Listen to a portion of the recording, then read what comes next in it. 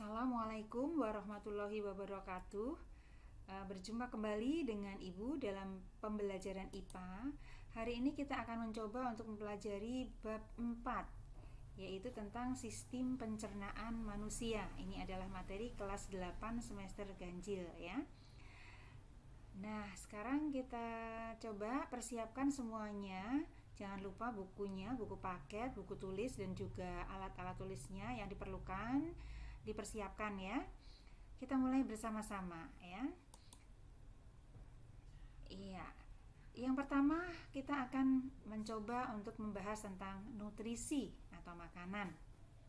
Yuk kita lihat bersama-sama. Apa sih fungsi dari nutrisi atau makanan bagi tubuh kita?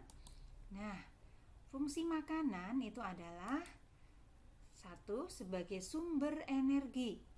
Kemudian yang kedua sebagai digunakan untuk pertumbuhan dan perkembangan.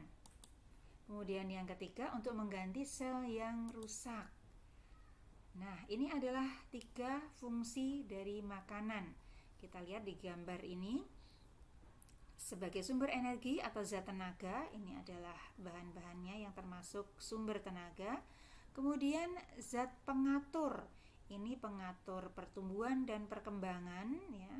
Ini diantaranya bahan-bahannya atau makanan, jenis makanannya ya. Lalu untuk zat pembangun, membangun tubuh, yaitu pertumbuhan. Ini adalah bahan makanannya. Iya, kita lanjutkan berikutnya. Nah, sekarang bagaimana dengan kebutuhan energi kita? Apa sih sebenarnya fungsi energi bagi tubuh? Ternyata fungsi energi itu adalah untuk melakukan semua aktivitas hidup kita sehari-hari. Kemudian juga untuk mempertahankan suhu tubuh agar tetap normal. Nah, ini adalah berbagai aktivitas sehari-hari yang kita lakukan yang semuanya itu membutuhkan energi. Dari mulai bermain, belajar, bekerja, ya, bahkan tidur pun itu masih tetap membutuhkan energi. Ya, lanjut ya. Nah, ini adalah tentang kebutuhan energi tubuh kita. Jumlah energi dalam makanan itu dapat diukur dengan satuan kalori atau disingkat kal.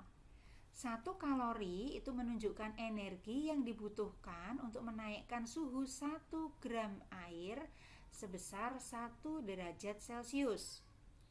Untuk mengetahui jumlah kalori dalam setiap gram makanan itu digunakan alat yang namanya kalorimeter. Nah, kalian bisa lihat ini di buku kalian yang ada di halaman berapa itu? Halaman 161. Nah, di halaman 141 itu kalian bisa temukan tabel tentang jumlah kalori yang dibutuhkan dalam beberapa aktivitas. Nah, coba disimak ya. Misalnya, berjalan naik tangga, ternyata jumlah kalori yang dibutuhkan per jam itu 1100 kilokalori. Kemudian berlari 570, berenang 500, latihan berat 450, berjalan-jalan 200, dan beristirahat itu pun masih membutuhkan kalori sebesar 100 ya. Jadi setiap kegiatan hidup kita itu selalu membutuhkan energi. Kemudian keseimbangan energi itu terjadi ya ketika kalori yang masuk ke dalam tubuh melalui makanan itu sama dengan kalori yang dikeluarkan melalui metabolisme tubuh dan aktivitas otot. Ya. Jadi harus sama, harus seimbang.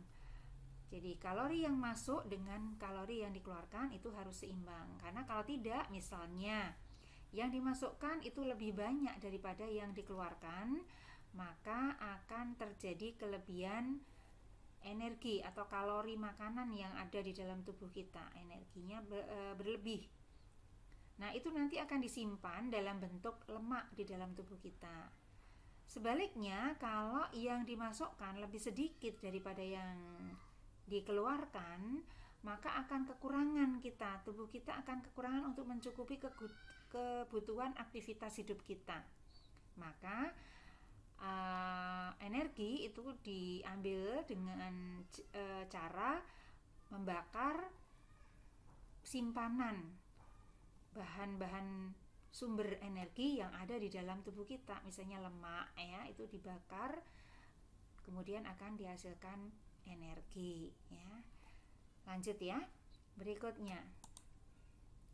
Sekarang jenis-jenis nutrisi. Nah, di sini ada beberapa macam jenis nutrisi yang harus ada dalam setiap makanan yang kita makan. Baik makan pagi, makan siang, ataupun makan malam, itu diusahakan ada semuanya ya. Yang pertama adalah karbohidrat. Ini merupakan sumber energi utama di dalam tubuh. Terbentuk dari karbon, hidrogen, dan oksigen. 1 gram karbohidrat itu menghasilkan 4,1 kalori. Ya. Kemudian ada 3 jenis karbohidrat. Yang pertama adalah gula. Ini yang merupakan karbohidrat sederhana. Kemudian ada pati dan serat. Ini merupakan karbohidrat yang kompleks. Nah, kelebihan gula dalam darah dapat menyebabkan penyakit diabetes. Kadar gula darah yang normal itu antara 60 sampai 100 mg per desiliter. Ini sebelum makan. Kalau sesudah makan itu harus kurang dari 140 mg per desiliter ya. Kemudian berikutnya ke lemak. Lemak ini merupakan sumber energi juga. Tersusun dari unsur karbon, hidrogen, dan oksigen. Jadi sama dengan karbohidrat ya. Tapi lemak itu menghasilkan lebih banyak, yaitu 9,3 kalori per gram. Fungsi lemak adalah untuk melarutkan vitamin A, D, E, dan K. Kemudian dalam proses pencernaannya itu dipecah menjadi asam lemak dan gliserol. Nah, dalam hal ini lemak itu bisa dibedakan menjadi lemak tak jenuh, ini yang berasal dari biji-bijian misalnya, dan lemak jenuh yang berasal dari daging, susu, keju, minyak kelapa ya, itu diantaranya. Lemak jenuh yang berlebihan ini dapat meningkatkan kolesterol dalam darah. Nah, jadi tidak boleh berlebih ya. Nah, ini adalah bahan-bahan yang termasuk bahan yang merupakan sumber lemak ya, banyak bermacam-macam. Ini ada ikan, daging, udang ya, biji-bijian itu juga merupakan sumber lemak ya. Lanjut. Protein. Nah, untuk protein ini adalah merupakan bahan makanan sumber energi juga. Kenapa? Karena setiap gram itu dapat menghasilkan energi sebesar 4,1 kalori. Nah, manfaat atau tugas protein yang lain adalah untuk pertumbuhan, mengganti sel yang rusak, kemudian dia juga untuk pembentukan enzim, hormon, dan juga antibodi. Nah, protein itu terbentuk dari unsur karbon, hidrogen, oksigen, dan nitrogen. Nah, dalam hal ini protein dibedakan menjadi protein nabati, ini yang berasal dari tumbuhan, misalnya kacang-kacangan. Kemudian protein hewani, ini berasal dari hewan. Contohnya misalnya ada daging, ikan, telur, susu, keju ya. Nah, ini gambarnya diantaranya ya. Iya, berikutnya. Nah, ini adalah tabel berbagai jenis reagen untuk mengetahui nutrisi dalam bahan makanan. Jadi kita bisa nanti akan coba lakukan percobaan juga ya untuk pertemuan yang akan datang, yaitu percobaan untuk menguji makanan. Nah, di sini reagennya yang dipakai apa? Misalnya kita akan menguji amilem atau karbohidrat atau zat tepung. Maka reagen yang kita gunakan adalah larutan lugol atau kalium iodida. Nah, indikator kalau positif mengandung amilem apa? Larutan atau bahan tersebut akan menjadi berwarna biru tua. Ya. Kemudian untuk menguji adanya gula, kita menggunakan reagen Benedict atau boleh diganti dengan Fehling A dan Fehling B. indikator bila bahan tersebut positif mengandung gula adalah bila bahan tersebut akan berwarna biru kehijauan minimal ya, atau kuning sampai merah bata. Ini umumnya kuning sampai merah bata. Semakin merah bata berarti kandungan gulanya semakin tinggi. Kemudian yang ketiga adalah protein. Reagen yang digunakan adalah bisa dengan menggunakan larutan milon ataupun larutan biuret. Nah, bagaimana untuk indikator positif protein? Ya, berarti nanti bahan yang kita tetesi dengan reagen itu akan menjadi berwarna merah muda sampai ungu. Ya, ini berikutnya. Sekarang bahan makanan yang berikutnya itu adalah vitamin. Ini fungsinya adalah untuk mengatur fungsi tubuh dan juga mencegah beberapa jenis penyakit. Nah, ini dibutuhkan hanya dalam jumlah sedikit. Jadi kalau kebanyakan juga akan menimbulkan masalah ya. Jadi harus sedikit saja sesuai dengan kebutuhan.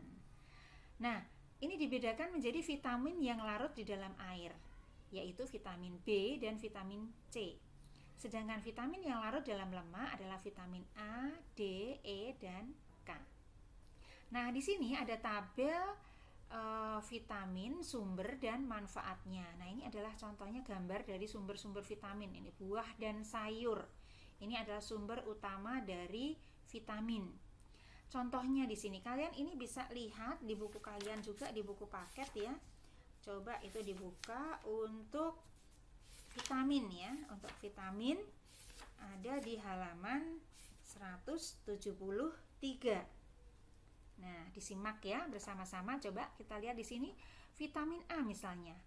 Manfaatnya apa? Menjaga kesehatan mata diantaranya ya, meningkatkan sistem kekebalan tubuh. Nah, sumbernya dari mana? Ada susu, telur, hati, sereal, sayuran yang berwarna oranye, ubi-ubian ya, buah-buahan, itu adalah sumber vitamin A. Kemudian vitamin B.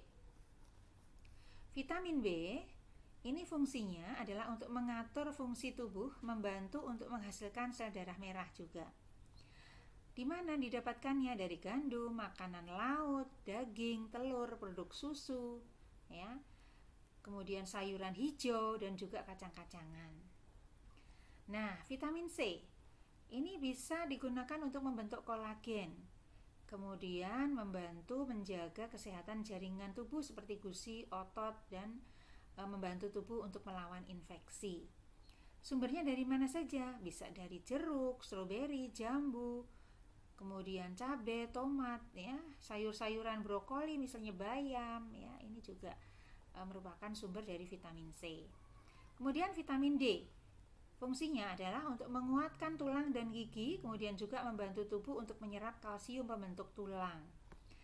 Nah, sumbernya dari mana? Sumbernya dari kuning telur, minyak, ikan, kemudian makanan yang diperkaya seperti susu, susu kedelai, ya ini.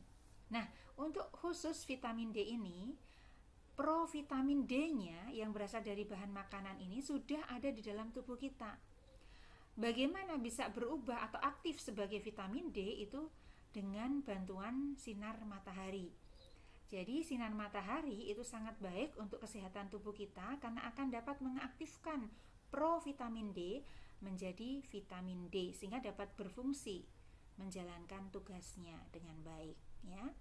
Berikutnya vitamin E. Ini sebagai antioksidan dan membantu melindungi sel dari kerusakan. Ya, jadi ini sangat penting sekali, terutama kesehatan sel-sel darah merah. Nah, sumbernya dari mana? Ada minyak sayur, kacang-kacangan, sayuran hijau, alpukat, gandum, dan biji-bijian. Kemudian berikutnya di sini ada vitamin K. Manfaatnya apa? Dapat membantu proses pembekuan darah dan meningkatkan pertumbuhan dan kesehatan tulang. Sumbernya diantaranya dari alpukat, anggur, sayuran hijau, produk susu, ya, kemudian umbi-umbian, biji-bijian, dan juga telur. Nah, berikutnya kita lanjut ke mineral. Mineral ini adalah bahan-bahan yang berfungsi untuk membangun sel. bisa untuk reaksi kimia, mengangkut oksigen, dan pembentukan atau pemeliharaan tulang. Nah, ini diantaranya sumber-sumbernya ya. Dari sayuran, buah-buahan juga, susu, biji-bijian ya. Kita lihat lagi lebih lanjut pada tabel. Kalian bisa simak dari tabel yang ada di buku kalian, yaitu yang ada di halaman 177. Ya, di situ berbagai mineral yang dibutuhkan oleh tubuh, misalnya kalsium, Ca. Kegunaannya adalah sebagai pembentuk tulang, gigi, kerja otot, dan juga kerja syaraf. Sumbernya dari mana? Telur, sayuran hijau, dan juga kedelai. Fosfor atau P ya, lambang unsurnya. Ini gunanya membantu dalam kontraksi dan relaksasi otot serta pembentukan tulang dan gigi. Sumbernya dari daging, gandum, dan keju. Potasium atau kalium ya, K, mengatur keseimbangan air dalam sel, mempercepat hantaran impuls pada saraf dan kerja otot. Ini ada dalam pisang, kentang, kacang, daging, dan jeruk. Berikutnya adalah sodium atau natrium, atau lambangnya adalah Na. Kegunaannya menjaga keseimbangan cairan di dalam jaringan tubuh dan mempercepat hantaran impuls pada syaraf. Adanya di mana? Dalam daging, susu, keju, garam, dan juga wortel. Zat besi atau Fe. Bahan utamanya adalah merupakan penyusun hemoglobin pada sel darah merah. Jadi dia menjadi bahan utama penyusun hemoglobin pada sel darah merah.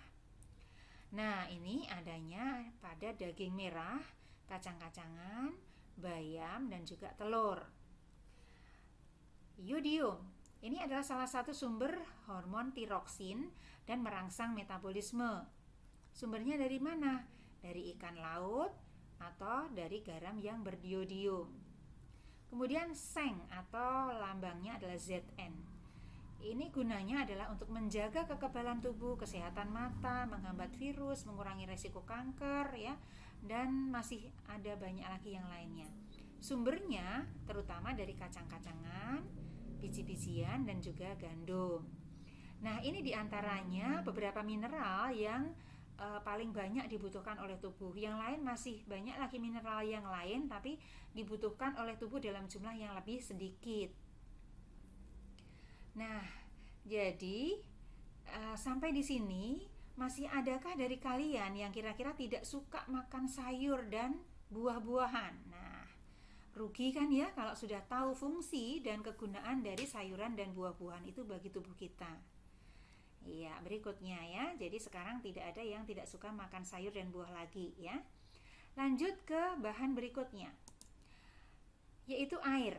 Nah, air ini adalah bahan yang berfungsi sebagai pembentuk sel dan cairan tubuh, pelarut, pengatur suhu, pelumas, bantalan, dan juga berfungsi dalam proses pencernaan.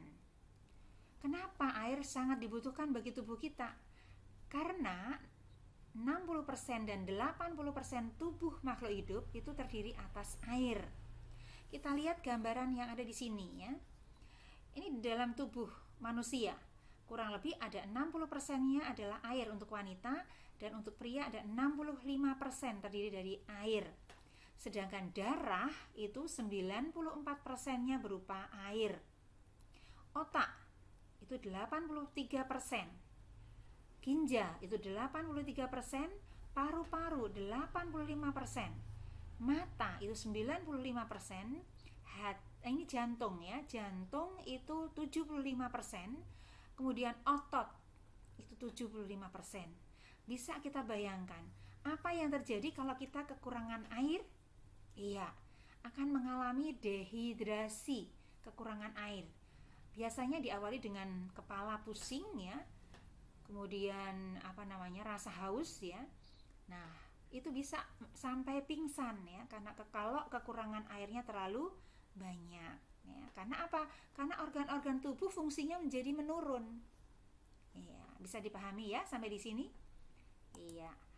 Nah, sampai di sini dulu pembelajaran kita hari ini. Terima kasih atas perhatiannya.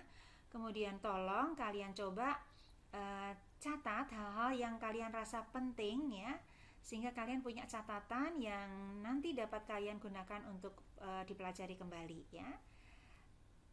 Sampai di sini dulu. Wassalamualaikum warahmatullahi wabarakatuh.